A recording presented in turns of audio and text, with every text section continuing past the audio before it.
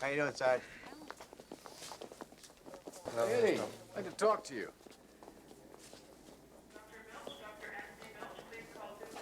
One day, I would like to give you a gift of a Colombian necktie. Very special. You slit the throat, pull out the tongue, and on you... Why don't you give it to me right now? Hey, Eddie.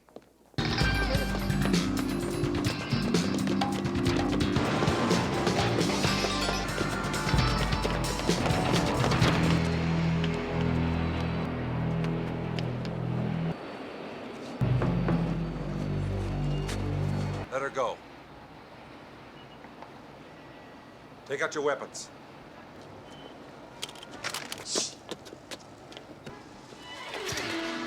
Back! Angel, let her go.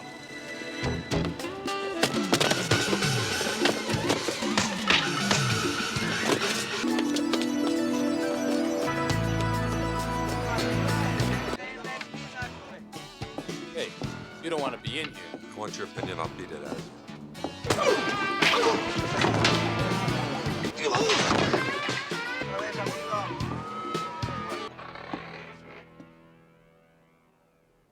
Where is he? I don't know what the hell you're talking about. You better get your ass out of here.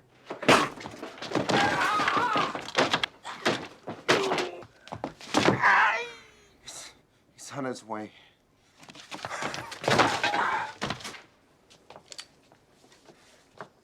Who wants the first one? You, amigo?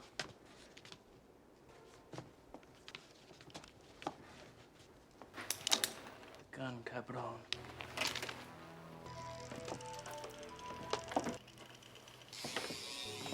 Take him apart.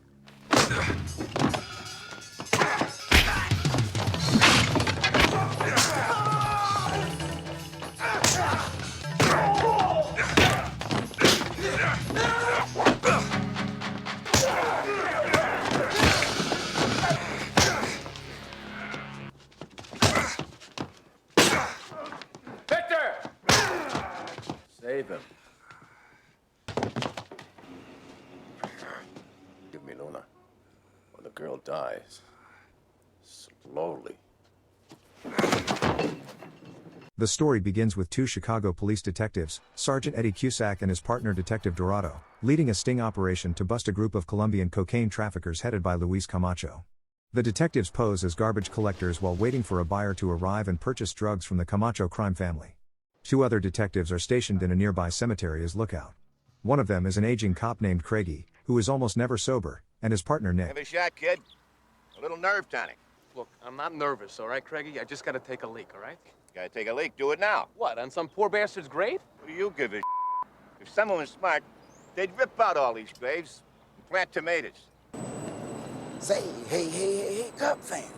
Baby, I sure hope the hell you all are down there, because we got the big game today. That's right. Today is our day, baby. Come on. You're going home with me. Yes, man. And you cats on the home team, listen up. Let's get ready to make the big play. Meanwhile, an undercover officer waits for Camacho's customer and guides him to the location where the deal is supposed to take place. Once everything is in position, Eddie gives the signal for the officers to move in on the deal. Inside the building, Victor Camacho, Luis Camacho's brother, pretends not to understand English and speaks only in Spanish while the transaction continues. Suddenly, 5 gunmen disguised as painters enter a nearby building. They are led by a ruthless mafioso named Crazy Tony Luna, and their plan is to ambush the drug exchange. Got a crew of painters went into the building next door. What the do they have painters in there for? They're gonna wreck that building. Call him in. Eddie immediately orders his men to storm the apartment. But it is already too late. The disguised gunmen open fire, killing almost everyone inside. After the massacre, they place a wooden board across the alley, walk over it to the opposite building, and escape with both the drugs and the money. Surprisingly, Victor Camacho is still alive. Eddie and his partner Dorado chase after the gunman. During the pursuit, Dorado gets shot in the foot. Eddie quickly retaliates and kills the gunman who shot his partner, but the remaining attackers manage to escape with the drugs and the cash. At the same time, detectives Craigie and Nick search the upper floors of the apartment building for any survivors. However, Craigie, who is drunk and nervous, panics when he encounters an unarmed teenage bystander. In his fear, Craigie shoots the teenager and then plants a gun in the kid's hand to make it look like self-defense.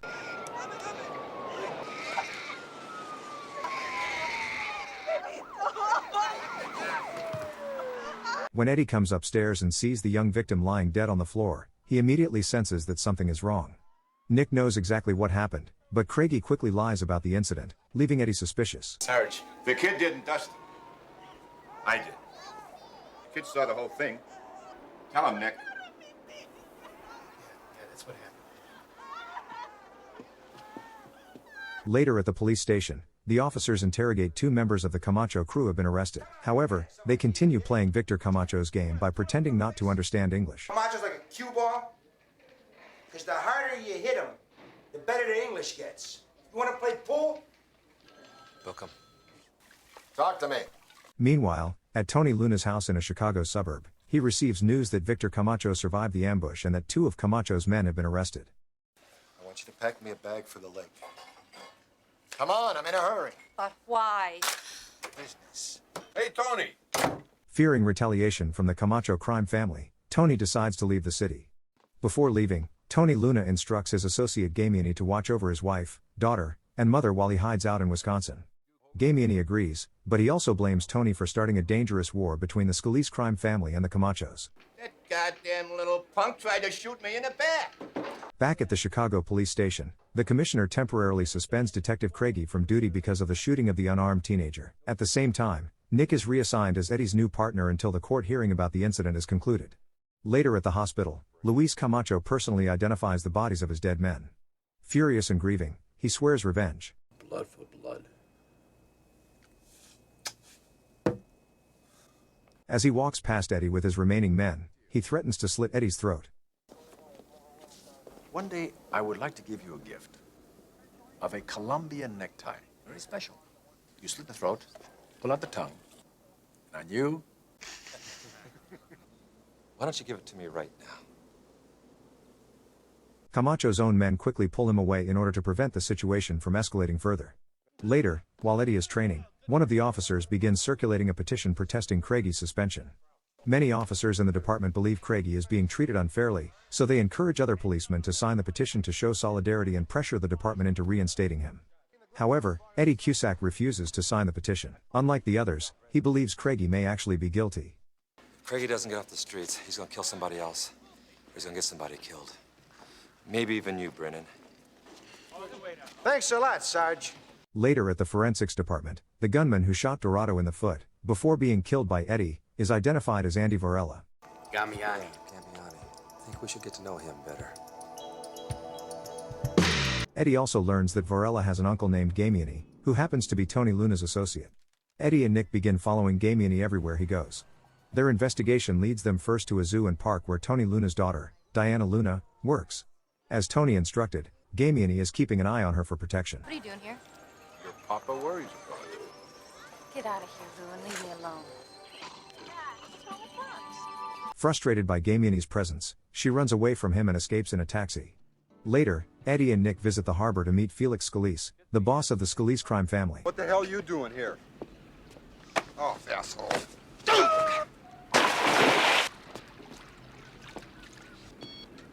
Listen, if you got some extra cash, buy oranges. The price is low, and I can promise you there's gonna be a trucking strike. That a bribe, Mr. Scalise? It's a prediction. Scalise attempts to bribe Eddie, but Eddie proves he is an honest cop and refuses the offer. Eddie warns him to stay away from the Camacho family and avoid escalating the conflict. Nobody threatens me. It's not a threat, Mr. Scalise. It's a prediction. Meanwhile, tragedy strikes Tony Luna's family.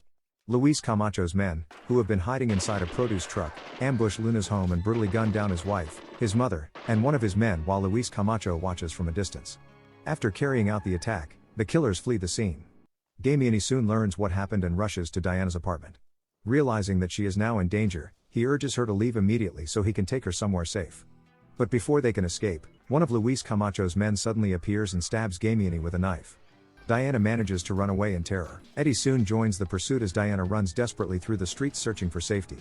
She eventually hides behind a large trash dumpster, hoping the attackers will pass by. Unfortunately, the thug who stabbed Gamiani soon finds her.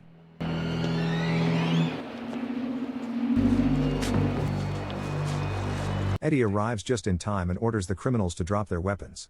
However, one of the thugs grabs Diana and holds a knife to her throat, forcing Eddie into a dangerous situation.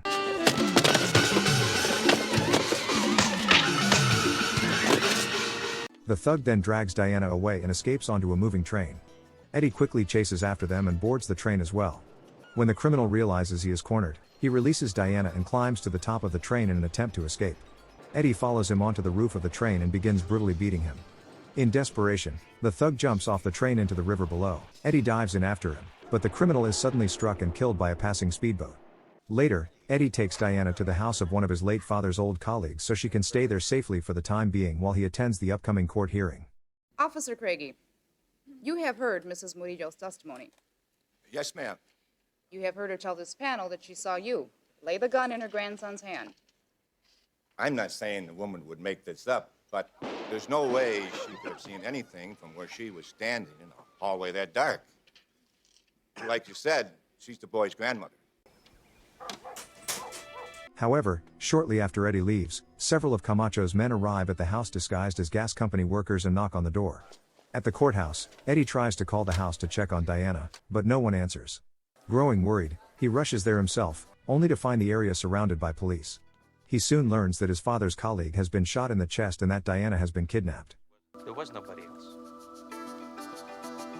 Determined to rescue her, Eddie decides to storm one of Camacho's hideouts and calls for police backup. However, because he refused to sign the petition supporting Craigie and did not defend him during the court hearing, none of the officers were willing to help him. This is 1462. I need backup. 5447. We've got a call from Zone 10 for a backup. Technical Sergeant 1462 needs assistance at the pool hall at 18th and Halsted. Can you help him out? He's a one-man unit. 5447. We got a dead dog here blocking traffic on Washington. We're waiting for animal control. We're tailing a suspicious vehicle southbound on the road. Hey, Jack, do you have a backup for 18th and Halsted? You heard what happened. Who the hell's gonna back him up? With no support, Eddie goes in alone. He enters the bar and violently beats the guard, who tries to stop him. Inside, he confronts one of Camacho's younger associates and forces him to reveal the location of Luis Camacho.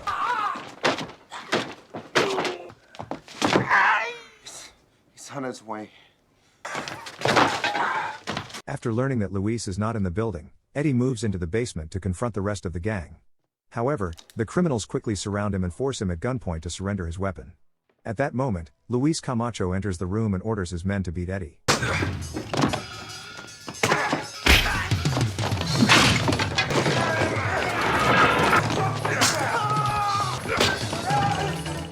Eddie fights back bravely, but he is heavily outnumbered. Eventually, the thugs overpower him, and Victor Camacho personally joins in the brutal beating.